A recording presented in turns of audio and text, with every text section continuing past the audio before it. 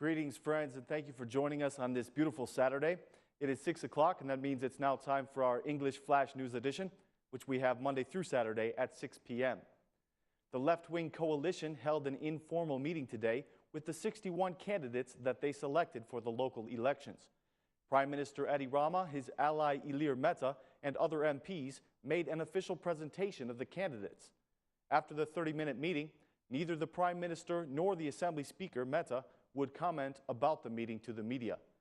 The Vice Prime Minister, Niko Peleshi, did respond to the media questions, saying, "The goal of the meeting was to unify the 61 candidates of the coalition who will be running in the local elections. They are not just the candidates of a single party, but the candidates of a coalition."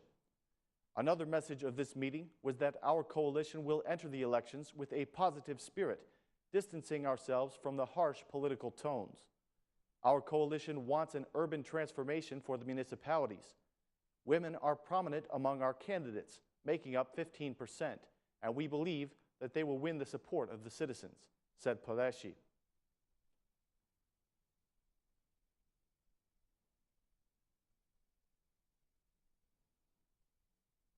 The Democratic Party has revealed its candidates for the municipalities of Korça and Malić. Speaking at the Democratic protest today in Korça, Basha said that the city needs a new alternative and that the Democratic Party is going to provide it.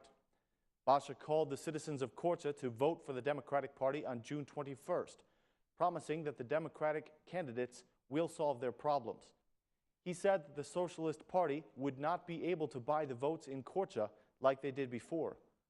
Basha accused the government of imprisoning the poor and defending their own MPs. Korça is a city with unique values, he said, but the citizens of Korça have no trust anymore.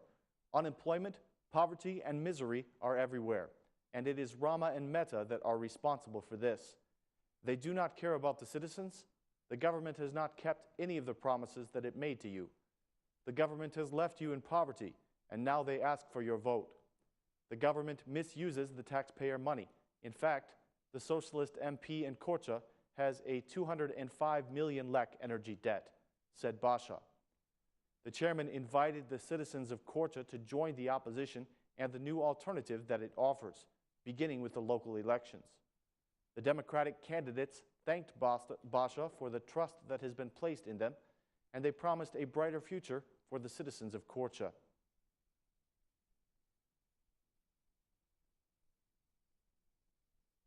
Several representatives from the European Federation of Honorary Consuls are visiting Albania for the very first time. A number of the members of the European Association will be staying in Tirana for the next several days. The European consuls, accompanied by the head of the Association of Honorary Consuls in Albania, Mr. Julian Droci, were welcomed by the Speaker of the Assembly, Ilir Meta. The Assembly Speaker expressed his confidence in the capability of the honorary consuls to help advance the process of integration.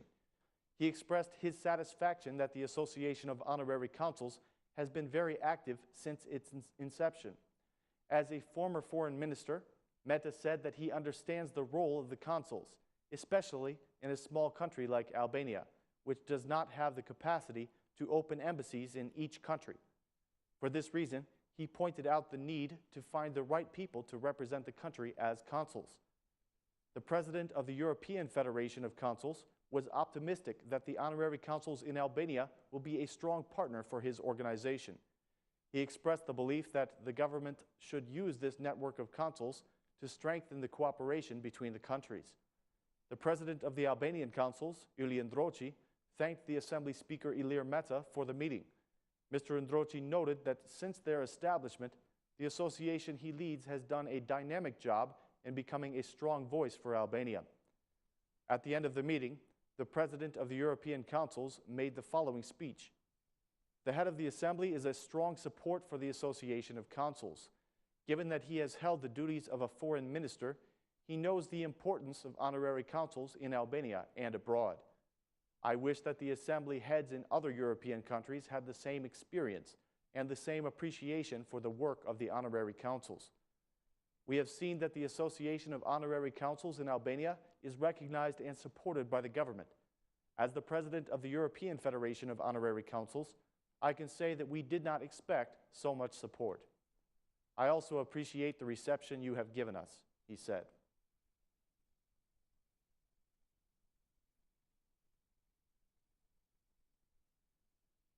The Albanian Embassy in the United States has reopened its doors after being completely reconstructed.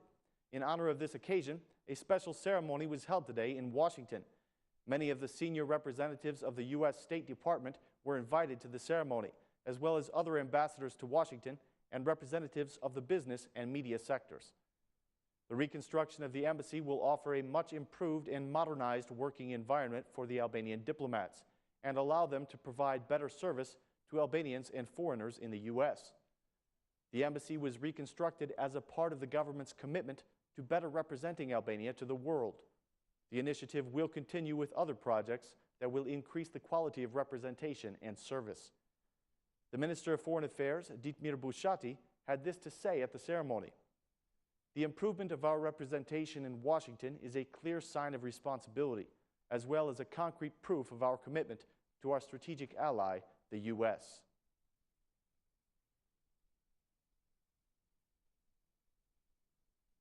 Yesterday evening, about 50 Albanians were stopped from traveling from Durrës to Italy by ferry. They had no documentation, and the police suspect that they were trying to seek asylum in one of the EU countries. The group was mostly from Kukës and Elbasan. The citizens were very unhappy about being turned away at the border, claiming that they had all the documentation they needed. The police, however, said otherwise. According to the official data, last week the border police stopped 700 people from traveling by ferry to Italy. 4 others were sent back to Albania by the Italian authorities.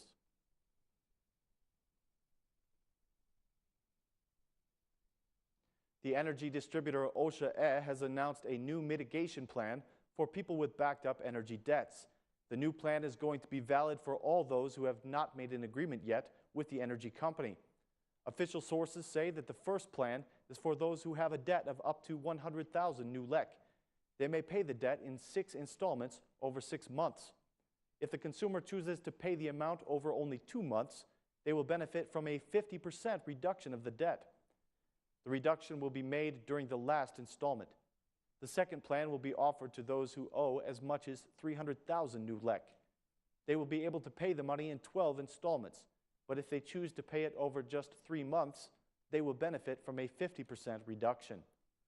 A third plan is for those who owe up to 600,000 new lek to OSHA. They will get the reduction if they pay within 4 months. Finally, for those who owe more than 600,000 lek, the amount can be paid over 36 installments. That concludes our news for this evening. We hope you have a wonderful weekend.